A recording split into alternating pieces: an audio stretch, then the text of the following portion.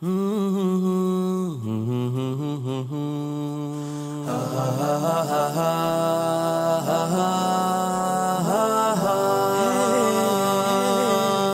wema usichoke, wanyonge wafurahike, ili na wewe ucheke.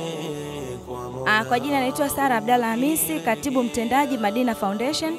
Leo tupo hapa Kisutu Sekondari.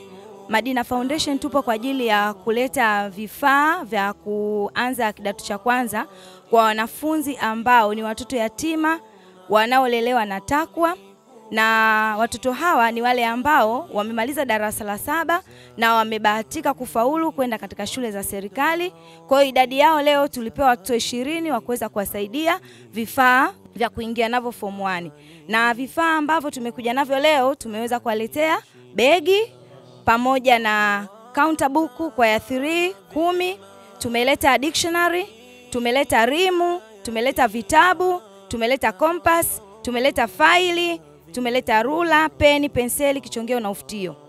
Kwa hiyo tunashukuru sana TAKWA Trust Tanzania ambao tunashirikiana nao bega kwa bega Madina Foundation katika kuhakikisha tunasaidia watoto yatima ambao ni kundi kubwa sana katika jamii. TAKWA peke yao hawawezi. Kwa hiyo tunaomba wadau wengine nje ya Madina Foundation waweze kuunga mkono juhudi zinazofanywa na TAKWA kwa kuwasaidia watoto wao ambao wanawalea. Mimi naitwa Swaleh Said Alawi.